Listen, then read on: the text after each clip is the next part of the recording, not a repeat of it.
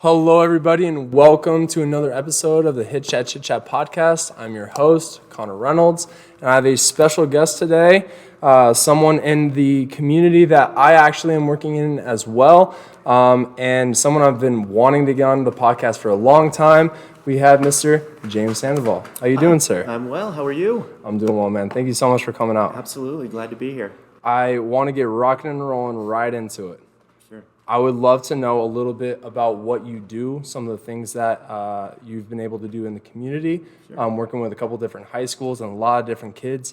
I know you've worked with the guys that just graduated, and I know you've been able to work with some guys that are still in the BYBA, Brighton Youth Association organization. So what all do you do? Yeah, so local guy, right, from this area, from Brighton, Colorado, graduated here, dabbled a little bit in college baseball, been playing or coaching for the last 35 years, served on the board for BYBA for several years, work with both local high schools in town, both at Brighton High School and Riverdale Ridge High School.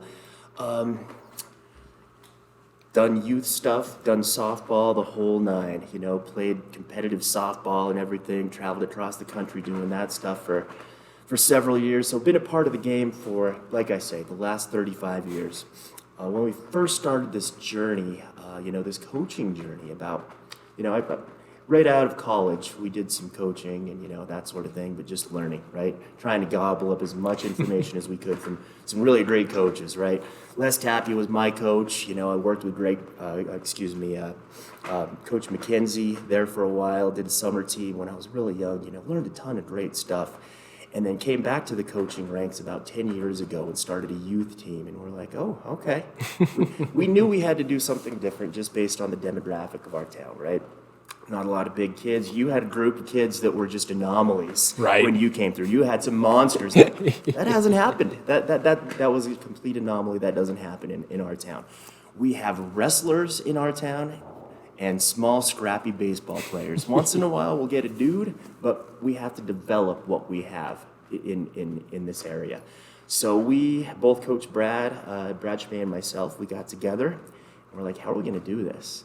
It has to be from a developmental standpoint. He had a great knowledge. He was a great player coming through, and he, was super helpful on the hitting side of stuff with our squad. And at the end of time, it had to be development based.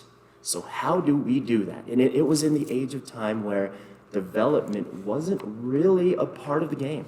When I came through, and even when you came through to some extent, baseball was either you could play or you couldn't. And there wasn't a lot to develop out there. You took some ground balls, you hit some fly balls, and you took some hacks, and then you went home. There wasn't really much for, the mechanics of your swing, or how do we fill the ground ball, okay? What's this footwork that we're talking about here? Pitching mechanics, okay, everybody's an expert at pitching mechanics, right? So what is that? What does that look like? So took us into, did that whole thing for several years. We tried to do things as different as possible. We broke kids down, and everybody says they broke kids down, but are you really breaking kids down? What I mean by that, are you individually working with your players as a coach of a team? If you're a manager of the team, you have so much to get into. There's so much out there, whether it's the finances, whether it's coaching, pitches, whether it's calling signs at third base. But what are you doing in the off season to actually get them better? So, we've been working through that. We worked through that for the first couple of years of that youth thing, and we got it down. We started figuring it out. And once we did start figuring it out, we started competing with some of the best teams in Colorado. We figured that out. We're like, okay, this works. And after our kids came through the process, we're like, hey, let's do something to where we can help some other kids in the community. So it kind of took off from there. So that's kind of where we were at, which kind of takes me into the last 5 or so years. So this whole thing at Driveline came about. Pat Tabor and I. Pat's a guy who's the mayor. The mayor. He is just the mayor of the town. He's been Brighton baseball for the last 20 years. I think we've had probably 10 or 15 coaches in that time, and Pat's been the constant. So him and I, we didn't have any one year. We didn't have any 80-mile-an-hour arms, which is crazy to think of now, right? We had 0 guys who can throw 80 plus. had a good group of freshmen coming in, so on and so forth. But what's this driveline stuff? Is it a bunch of crap, or what's happening with this stuff? We kept hearing about it, and as a egomaniacal coach, as we all are, our first glimpse is like, that's crap. Nope. That's crap. Oh, those guys are on juice. What's going on? This is BS. And then we're like, you know what? Let's take a trip out and let's see what's going on. So we started making some contacts, and we scheduled a trip, and we went out there for a full week, and we learned from some of their best instructors. All the way from the strength and conditioning end, which that's huge for me. I've always been a part of that. I was reading muscle and fitness magazines when I was 12 years old. I was always intrigued by that side of things and how it affected performance. My degree from University of Northern Colorado is in kinesiology, so study human movement and nutrition and all that stuff. So that was my realm. That was my great interest at the time. You get that degree to become a personal trainer ultimately, and whatever. But it was astounding to me to see how all of this stuff pieces together. And back in my time, there was weightlifting, there was baseball, and the two didn't combine. They were very taboo. Okay, a weightlifter or a pitcher using weights, that was just something you didn't do. Oh, it's going to affect your mobility. It's you're going to be stiff. It just didn't go together. So we went out there and to the driveline facility, and we saw the strength training part of it, and we saw the throwing programs, and we visited with the hitting folks. The hitting was just starting to come on at that time. We're like, holy cow, there's something to this, especially the throwing stuff at the time. The throwing stuff is unbelievable. Nothing that I've ever seen. So we started diving into that, and we went through the process. Some of the trainers out there, they're like, yeah, try this, try that, try this drill, try that drill. And it works. It works. All of a sudden, we had guys, coming in freshman, sophomore year, 85, 87. Infielders throwing across at 92. Like, what the heck is going on here? This works. And just like everything, right? On the weight training side, on the hitting side, and on the throwing side, if you devote yourself to something, it's probably going to work to some extent, right? So that's how we got into all this stuff, and it's paid great dividends for some of the kids, all of the kids that have come through our program. So it's been pretty neat. That is awesome. That is a wild journey as Yeah. well. And I kind of want to touch up on it a little bit. You kind of mentioned a timeline. Mm-hmm. You said that you got away from it a little bit, but 10 years ago, all of a sudden you got a new interest into it. What was that new interest 10 years ago? So kids going through the program, you know what I mean? I've always played. I couldn't see myself getting away from the program or from the coaching aspect. Played, like I said, competitive softball, and did all that stuff for 10 years or whatever. And it's like, it's time to start coaching this again. Let's get back into this. So we got back into it, and we dove in head first, and we learned, and we failed, and we learned again, and we figured stuff out. And I'm a problem solver. That's kind of my nature. So that's one of the things that has really helped. Like, I'm not satisfied with not knowing something fully, so I keep digging, and don't stop. And at some point it becomes an obsession, unfortunately. So baseball is one of those things, and baseball development is one of those things we'll never be masters at. But just to dive in and obtain as much information as you possibly can, it's huge.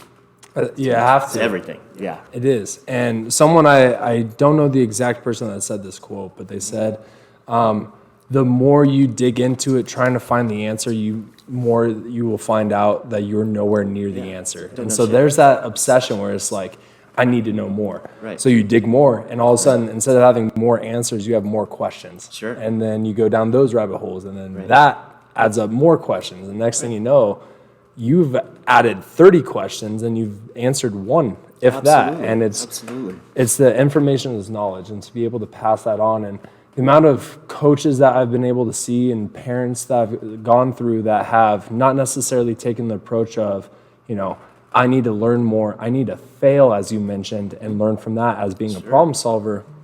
There's been, and it's getting better with the more information that's getting available. Like you mentioned, Driveline.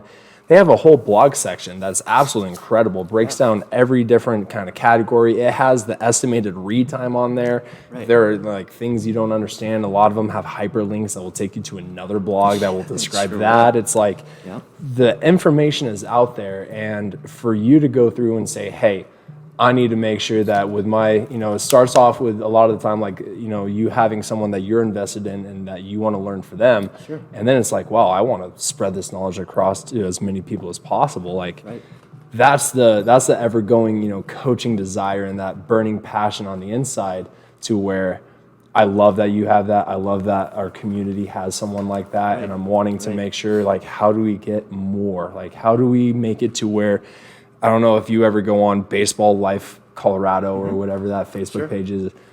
A lot of coaches in there. I'm reading like 8U, Diamond, Platinum, Silver. They're all these travel teams at like 8U, and I'm like, that's not like, they need to learn the basics. Like you mentioned earlier, like we need to start with a foundation and build from there and add more to it, rather than, I feel like a lot of the coaches sometimes at the youth area kind of get lost in a little bit the idea of it's okay to fail. It's okay to ask questions. Baseball is a game of failure, as we know. And while it sucks at the time, it sucks at the time. It sucks to fail. It's terrible. But you gain nothing from beating a team 20-1. No. You gain nothing from, you forget all of the mistakes that you made if you win the game. There's so much more you can improve upon by losing a game, even if it's a close game. You know what I mean? You learn so much more from taking an L than you do at taking a W, for sure. There's so much more valuable information to gain from that, because you forget about the things. You forget about all the crappy stuff you did if you won the game. Yep. So, while losing sucks, you have to appreciate it. I love failure. You know what I mean? I love failure in this aspect because it's baseball failure, right? Yep. It's baseball failure. It's not real life failure. No. It's teaching you how to fail in real life circumstances. You're gonna go through things in your life that suck. You lose a job. You get a divorce. There's so many negative things that you have to go through. But I feel like baseball prepares you for so many of those things in real life. Just going through that stress. It really does. And I think it massively comes down to, like you mentioned, it's really easy when you win to kind of forget your mistakes. And when you lose, it's easy to show them.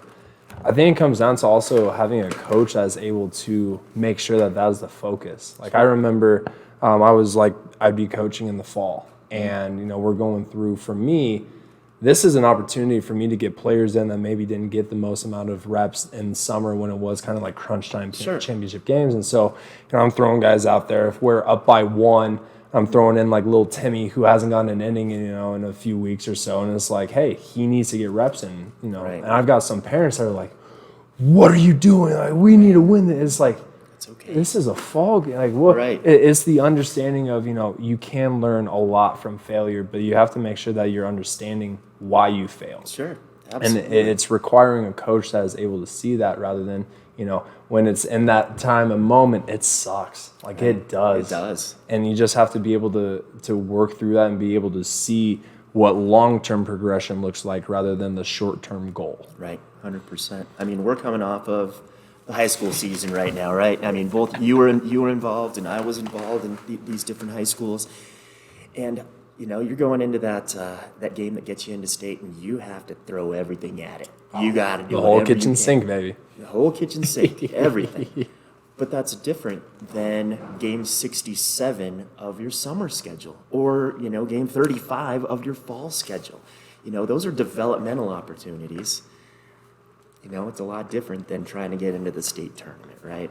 Where, people's coaches' jobs are at stake and all this other stuff is going on, So there's different times, and you have to be able to conceptualize all of that as well as a coach, and it's tough. It's tough. That's why it's kind of nice being a developmental coach opposed to being a true manager. It's tough. It's tough. I feel sorry for some of these high school coaches that are having to go through it. It's tough. It's a tough job. It really is. The most underappreciated job in maybe the history of sports. And your job is reliant on 14 to 18-year-olds competing in some of the most high pressure situations that they've been in their life. Right, absolutely. That's tough. Absolutely. And you started talking a little bit on the development side of things Sure. right there. And I think that's an amazing segue to kind of go into what does your training look like? Like, what is kind of like your setup? What do you guys go through? Like, how do you kind of plan out and do stuff? Like, what does that for you look like? Absolutely. So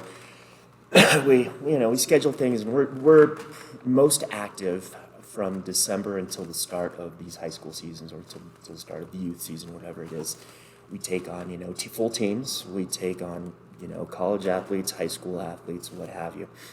We do a group assessment, so it's not necessarily an individual assessment, but we have multiple coaches who are looking for low-hanging fruit. Do we have some, scapular mobility issues? Do we have some hamstring mobility issues, hips?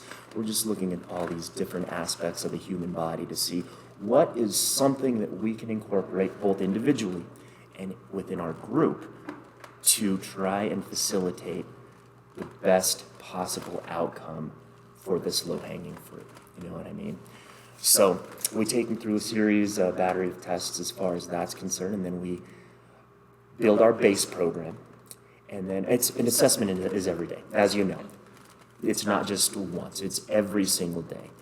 Our thing is improving, test, retest, all that good stuff, and then we put them through our battery of drill work. And the drill work starts off pretty basic because, as far as throwing, we're looking for, arm mobility, we're looking for shoulder scapular mobility, we're looking for arm path. We're trying to segment body parts at that point within those first couple of weeks. And then we start adding the lower half, and then we start building things together. But everybody starts with the base program, and then we build from there. Everybody gets their own individual program as we kind of proceed along through the course. So it's fun. Then we start competing about a month in. We'll start competing. We'll start putting that radar gun up, and that's when kids start getting after it and getting excited, man. And that's where it's fun. like I said, I went to the driveline facility back in Seattle, about 5 or 6 years ago, and the atmosphere was everything for me. Massive. The atmosphere was awesome. So I'm a culture guy, so I'm all about culture. If people are buying in, you're gonna get the most out of them. 100%. So that being said, we tried to, crank up the music. We have a blast. We talk a bunch of junk. Everybody's back and forth and we're yapping. On pull down days, there's no better atmosphere. Everybody's getting after it, going crazy. Velo slaps the whole shot. I love it. It's super fun, man. So we get after it. Yeah, it's, the best outcomes that we've had are 12 weeks. 12 weeks with the program, and you're going to see some good velo gains, and we also do some control work, hitting targets, and we make everything a competition. So that's the ticket, right? I love that. I love that. When you're going through, and you had mentioned earlier, failure is massive, and it's an amazing opportunity to learn from that. How do you necessarily, with the atmosphere and everything that you're trying to create, sometimes failure can be one of those things where everyone, if failure is the boogeyman, everyone, you don't want to talk about it, you don't want to see it, you don't want to be around it, and that can kill a complete atmosphere. Absolutely. So for you guys, how do you guys install failure into your training while still making it to where it's an atmosphere that guys are safe to fail? Absolutely. The competitive environment really takes care of a lot of that. If one guy right next to you is throwing 85 and you're throwing 80, you're pissed. Like, this is bullshit, man. Hey, how do I get through this?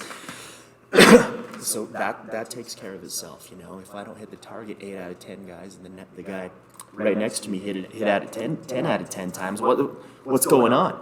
Hey, I see your sign up here. No one cares. Work harder, right? Yep. Like, nobody cares. Like, let's get after it. Let's keep going. Hey, maybe tomorrow you'll hit 10 out of 10. Maybe tomorrow you'll hit 82. Hey, it's a work in progress. So that takes care of itself. The competitive environment helps with that. That's why you and I were talking earlier. Sometimes it's a challenge to coach on an individual basis. It's necessary, but sometimes you get the most out of them when you put kids together. Louis Simmons, he was a fantastic strength training coach, just a guru. West Side Barbell guy. One of his famous quotes was, the fastest way to squat 500 pounds or bench 500 pounds is put yourself in an environment with dudes that bench or squat 500 pounds. You know what I mean? So those guys push each other, they get each other better. So that's one of the ways. That's my favorite way to treat failure, to test failure. Another aspect, we're doing our pull downs. We get a month in, we're starting our pull downs and when they're ready for it and that sort of thing. Guys are pissed because they're not getting, PRs every week. They're not getting PRs every week. That's just not how it works. So, they're upset and you have to fight through that and you have to coach them through that mental aspect of it too. Hey, this is not how it works. This is a marathon, not a sprint. Next week you might get a PR or you might go down 5 miles an hour. We don't know.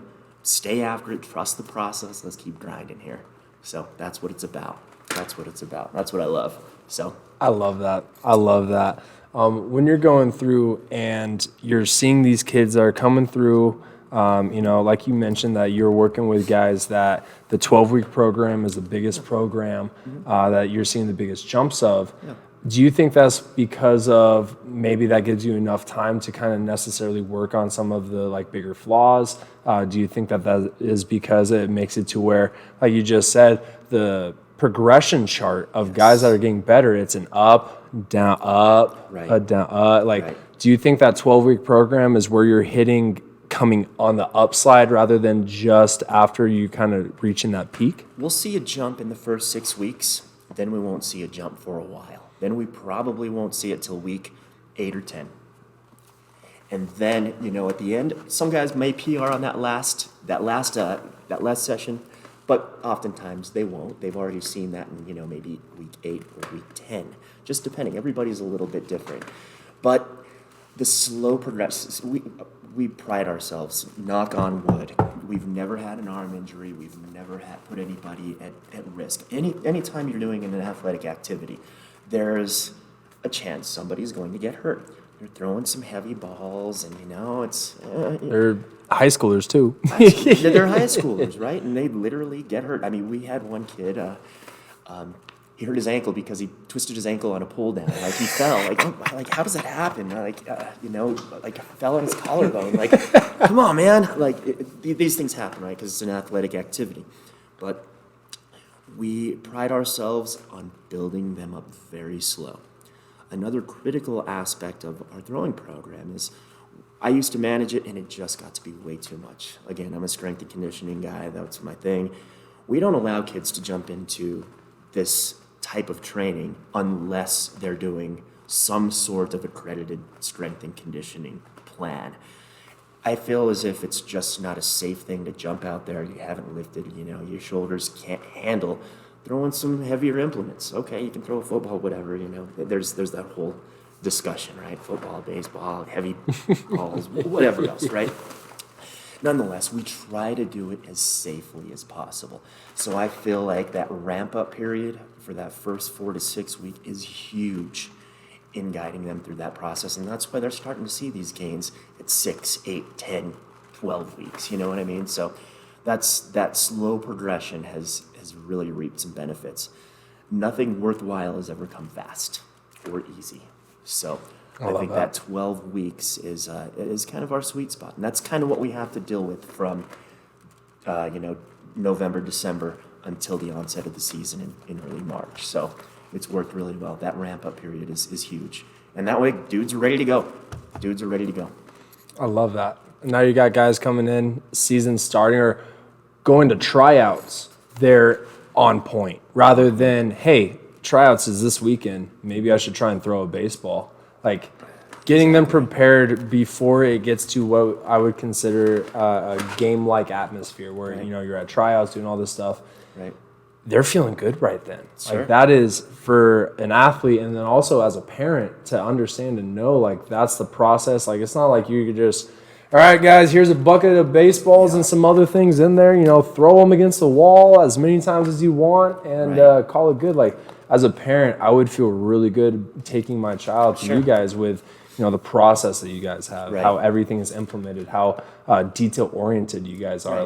Right. That's an incredible process. Do you have anything to where it would, Do you guys use track driveline when you guys are going through and creating kind of plans for guys, whiteboards? Like, how do you guys go about the We plan for used the to day? have whiteboards and we use Google Sheets to track all of our stuff. We're tracking. So sometimes I take the radar gun away. You know what I mean? Hey, if we're getting goofy, things are getting a little bit awry, we pull the guns away. Yep. Nobody's on the guns. Hey, this is not the end all be all. We still got to locate. We still got to hit a target. So there's weeks at a time. Well, you're telling me that you guys are doing the driveline thing and training somewhat of command? Yeah. I thought those didn't work out together. You'd What? be surprised. I mean, we're throwing all kinds of crazy stuff. We're throwing footballs. We're throwing dodgeballs. We're throwing tennis balls. We're throwing, all kinds of different things. We're getting after. We're getting crazy, man. So yeah, no, it's paramount. You can throw. We've seen it before. We've all seen it before. We have guys that throw 90, 92, 95 at the high school level, but can't hit the broadside of a barn. It doesn't play. It doesn't play. Everything that we do, we make sure that scales. So at the end of just about all of our sessions, we're throwing some deep defensive components in it because these are high school guys that we're working with primarily. We're not working with a lot of POs. We're just not. We're doing some infield technique. We're doing footwork. We're doing some shuffle throws. We're doing shuffle throws into sock nets. We're changing arm position. We're going here. We're going here. We're going here. We're doing all that stuff. So it's not just overhand throwing. We're training all components of this because we're trying to teach baseball players. I'm not a pitching guru. I'm a baseball coach. I feel like I kind of have an idea of what transfers over to the field. There's some POs out there. There's very few. I mean, our best player at Brighton, right? Brock Eddy, arguably one of the best players in Colorado. He's a position player as well. Yep. So I want to train these guys to actually be position players as well as train them to be pitchers. When they're ready, when they're that junior in high school and they are absolutely ready to go, I can't help you anymore. I need you to go over to driveline. I need you to go to fast. I need you to go to push. Those are your places now. You've graduated from my program. So it's empowering for me to say, hey, you're ready to go. I've helped you as much as I can help you. It's time. Go learn some pitching grips. Go learn pitch design from these guys. I'm not going to help you with that. Those are the guys you want to go to for that, right? And it takes guts to do that because you want to be that dude, right? You want to be that dude. I'm a coach. I have an ego. We all have egos. But, hey, you're best suited to go somewhere else, man. Go do your thing. So That's awesome. And for someone to have so much information and be one to apply it to the community, to then also have that insight, because I've seen it to where it's been like someone that has an idea of what they're doing, but they, like you said, have that ego they can't let go. Yeah. Like everything has to go through them. And I've seen it just demolish some communities. Absolutely. And so for you to be willing to say like, hey, it's a graduation process. Sure. Like here's your certificate. Like let's have a little ceremony, but like, hey, now you're going on bigger and better Absolutely. things. Like to have that, especially for being from the community, makes me super excited. Sure, Like that is so awesome to be able to have, and I love that. So my job, right? I want to take some of these youth guys, and I want to get them ready to dive into the high school season where the coach doesn't necessarily have to monitor and guide them through every one of these components of the driveline program. I want to make them be able to be self-sufficient. That way they can jump into the program, don't require any excessive attention from the high school coach, because the high school coach, he has 60 kids he has to deal with, 60 to 80 kids that he's trying to deal with. So if that kid steps in from the youth program and is ready to go, he hits the ground running. He doesn't have to waste his time working on all of the, minuscule, obviously you do. You have to keep Important, track. but not as Right, but you get my point where you can just walk right in and you're ready to go, Yep. and continue to grow and keep that path going. So, yeah, no, we worked with a Colorado Burn team this offseason. One of the top teams that I believe they're 12 years old. They're heading off to Cooperstown this year. They're dudes, man. They're good players. So we worked with them. We worked with a little Diablos team, which is kind of fond for me. My cousin took over a team, and we trained them up in the off season, for hitting, defense, and got them into the throw program to some extent. So yeah, they're learning. So it's good. So that's the funnest part for me is the youth guys, building them up, getting them ready for that next level, right? That's So awesome. It's cool. With working with so many kids in the community from different ages, what would you say is the biggest prominent thing that you would like to, not necessarily quick fix, but if you could just like snap your fingers, what would be like the one thing that you would have be fixed for the high school and like 8th grade range of players, whether it be mechanics, whether it be like the mental side, maybe sometimes the parents, what would you say that just the common high school player, what would be the one thing that would just help them out if we could just all Expect to fail. Expect to fail and embrace failing. You're going to fail. If you are a 8th grader coming into 9th grade and you're a stud, you can play, right? And you expect to come into that 9th grade year and be the shortstop and hitting number 4, you got another thing coming. These guys are kids coming to play with men. You have 18-year-old seniors, right? And I coach softball too, so we'll talk a little bit about that. It's a little bit of a different curve for the girls than it is the boys, but we got testosterone. Dudes have testosterone. If you're coming into that 9th grade season as an absolute unit, you're not going to be a unit anymore. So it's very humbling, and you've never had to face failure before. And parents get crazy. Kids get depressed, right? That's a thing, more prevalent than it always has been.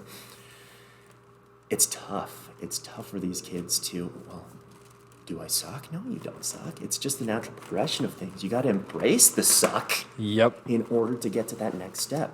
And what are some things that you can do to get to that sophomore year and get out of this freshman rut, where you thought you were something that maybe you weren't, or maybe you are, maybe it just didn't play out the way you thought it would. So my biggest thing is get your ass in the weight room. That is the biggest thing, especially for 8th graders coming into the 9th grade. Everybody's swinging these hot bats, right? These drop 5s, drop 10s, whatever they're swinging now. I think there's even different rules for that where they've extended that. They have. Which is unfortunate. Horrible. You come in and you're swinging a wood bat, you're not hitting it out of the infield, man. You're not hitting it out of the infield. So find you a trainer, learn how to do some of these base movements as far as, lifting and that sort of thing. You got to embrace it because the game will pass you by really quick if you're not. It's different than when I was growing up.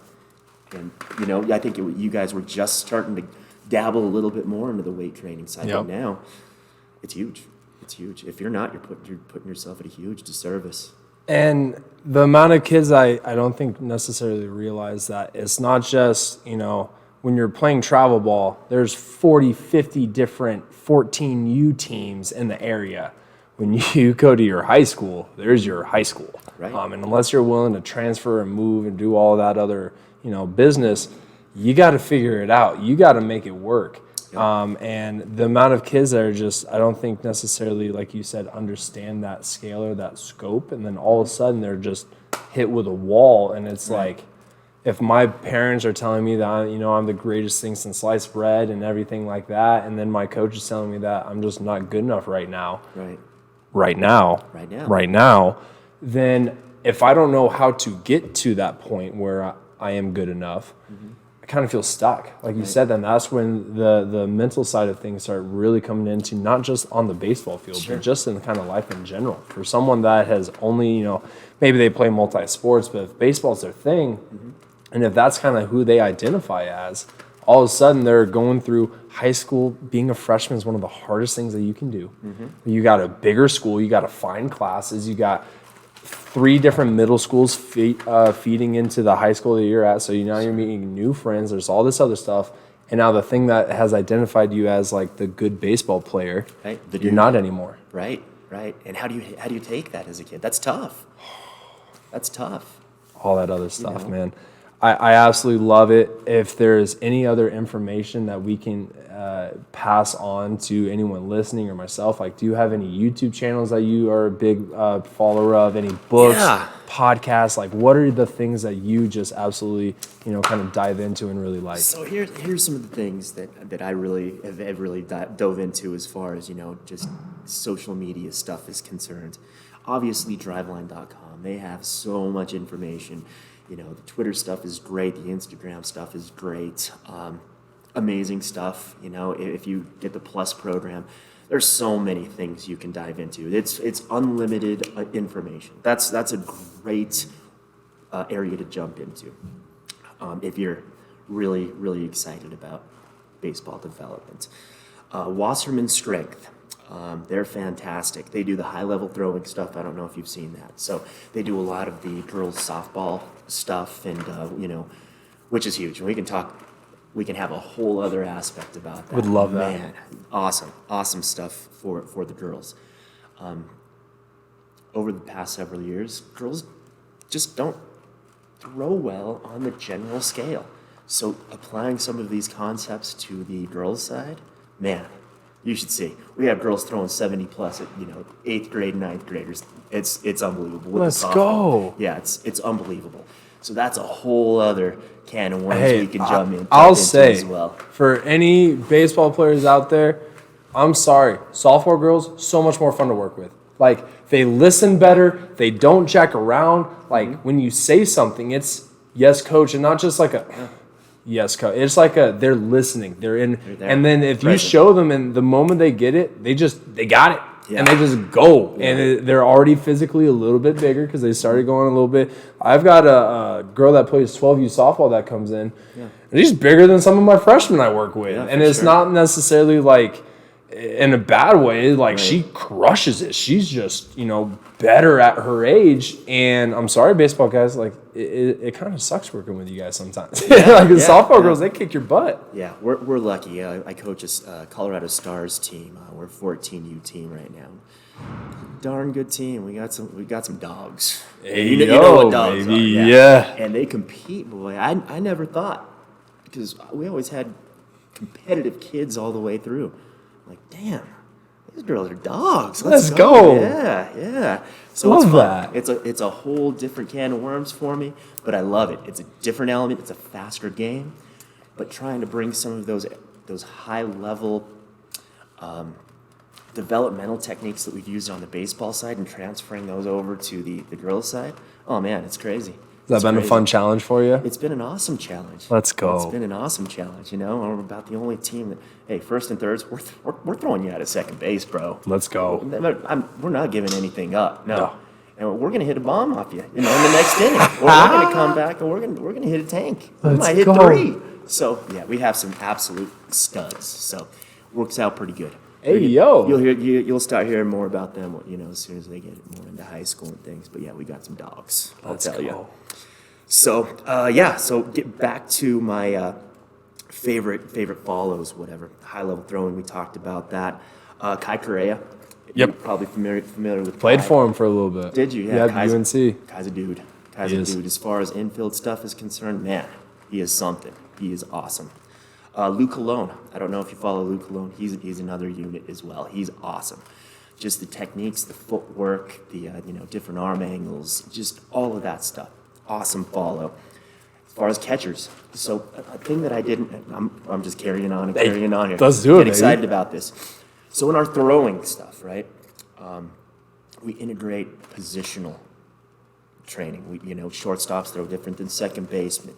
Second baseman throw different than outfielders. Catcher's a whole different story, right? So we identify those kids that are in these different position groups, and we segment them, and we build a program for those position groups as well.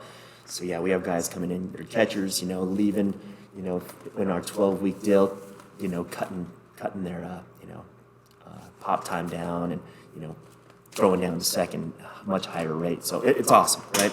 So all these different aspects. So we like to get it. Luke Colon, like I said, fantastic. Jerry Weinstein, he is the catching instructor for the Colorado Rockies. I believe he's at AA. He's an awesome follow if you're into catcher stuff and just a baseball mind all the way through. One of my favorite follows, yeah. And then the guys that I had an opportunity to work with, not necessarily work with, but follow their lead over at Driveline. We had Max Gordon. If you don't know about Max Gordon and his story, unbelievable. I think he has a book out now. So Crazy. Unbelievable. Crazy. So dive into that if you can. Awesome dude, great guy. Interesting cat for sure. Interesting cat for sure. But good dude. Taught me a ton. The super speed slugger bats. Are you familiar with those? So they're these bats, and they're like mirrored after like these golf clubs, and they're weighted on the end and whatever else. So you attach those to a swing speed trainer, one of those radar devices. He showed me in the course of like 5 minutes, he increased somebody's swing speed like 5 miles an hour in like 5 minutes just by going through the super speed slugger program. So that's something we like to use for some of our youth guys too. It's a pretty great tool, nonetheless. So yeah, Max Gordon showed me that. Dean Jackson, he was one of their pitching throwing instructors. Got to see him work. He kind of guided us through. And then Kyle Rogers, he was the guy who took me around the weight room and kind of showed me that kind of stuff out there. So he's a good dude. I think he's in college. So yeah, Max is I think in the Detroit Tigers organization. I think Dean's still at Driveline. So I think he's had some good opportunities. He's fighting through it too. He's had some arm injuries, so he's like the dude that has arm injuries and he's come back from these arm injuries, and he's just a work in progress as far as this is how I'm recovering. This is what we need to do. It's just he's kind of a dude you look up to. It's super cool. He's super cool to follow when it comes to stuff like that. And then like Kyle Rogers, like I said, he's a pitching coach, but he's also a certified, like personal trainer and that sort of thing. So he's a good follow on the weight training side of things. So yeah, all good dudes. Those are some of my favorites, though. Those are good guys to kind of dive into if you have the opportunity. So. Well, I'm definitely going to be adding. I have some of those guys. I'm going to be definitely adding the rest of them. Though. Yeah, most definitely. Cool. Like that was absolutely awesome. I love the information. I love being able to sit down, chat. And for everyone listening, sounds like we're going to be having another podcast at some point for a little girls fast pitch. Yeah, and let's do it. For me, that's something that I've been wanting to dabble in. I got 2 buckets of softballs right over there that I work with 2 girls right now. I've been wanting to get into more, and so maybe I can learn a little bit from that side and that perspective of things, and hopefully that kind of help my side of stuff grow. And so I'm looking forward to it. Thank you so much for coming by today. Thanks for having me, man. It was super fun. Of course. Appreciate it.